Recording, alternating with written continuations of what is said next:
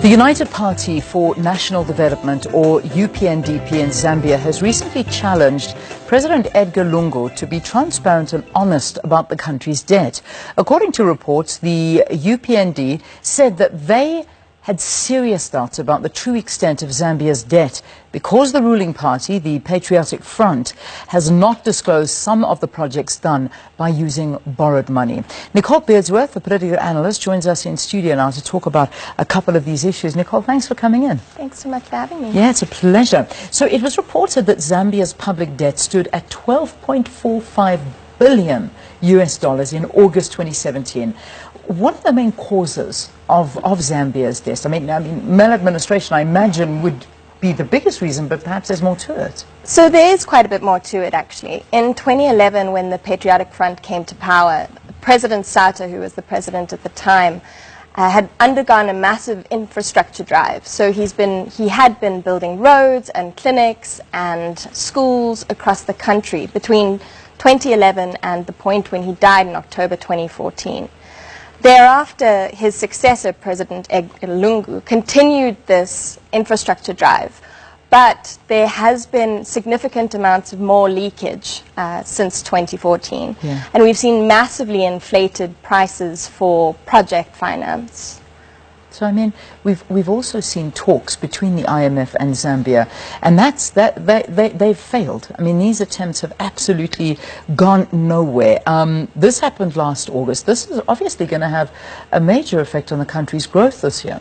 Absolutely. So the IMF and Zambia had been in discussions since 2014, and it was particularly urgent in 2016 when the copper price kind of bottomed out. But since then, the copper price has improved. But these collapse, as you said, these talks collapse, yeah, as you said, late last year. Yeah. And the reason for this is the unsustainability of Zambia's debt and the government's failure to acknowledge that debt and failure to clamp down on accruing more debt. Mm. We've seen a big trend within Africa and some African countries where if they can't find help at International Monetary Fund or any other places, they turn to China. And that's where we start seeing the funding coming in from the infrastructure.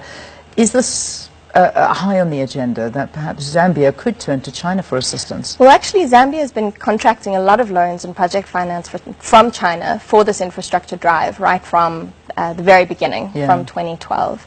But the way that works, and part of the reason that we don't know how much debt that Zambia has, is that this project finance from China goes directly from the Chinese government to Chinese corporations building roads and clinics in Zambia. So it never actually touches Treasury.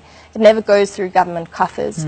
So it's very hard to work out exactly the levels of the debt because China's project finance goes directly to Chinese companies. But there has been talk now that due to the failure of the IMF talks, that China might step in with sort of budget support.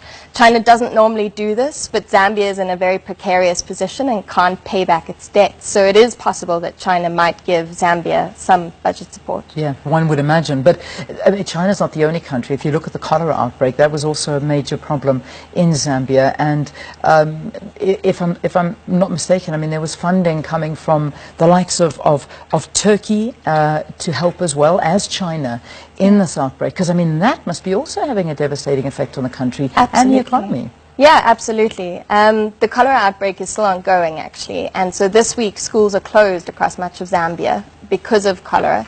The government's taken a really hardline approach, actually, to dealing with the cholera outbreak, including imposing curfews.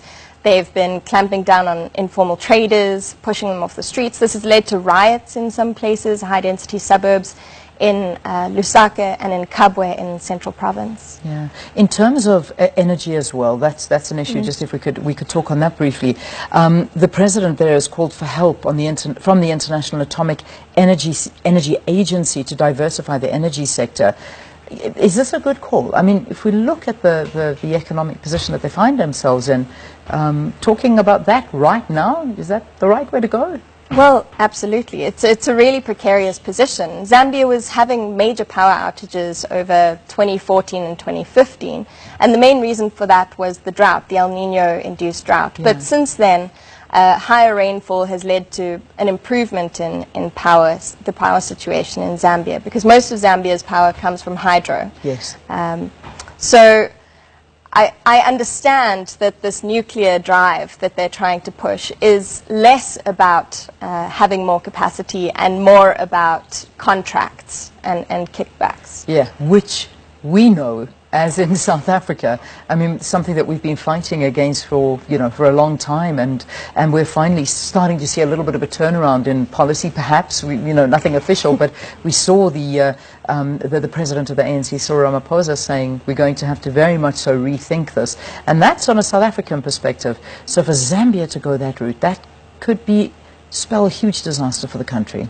Absolutely. And Zambia doesn't currently have the need that South Africa has. They have a much smaller population and much smaller industry. So it would just be about indebting that country in a way that's unsustainable. Yeah. Well, thank you so much for talking to us here on the program, and we look forward to chatting a little bit more with political analyst Nicole Beardsworth, really focusing in on the situation in Zambia. I'm sure you've noticed that every single day we're taking a look at different African countries and issues that are affecting our continent, because at the end of the day, if our continent is affected, and it's particularly our neighboring countries, you know how that affects us. So it's great that we're focusing in on that.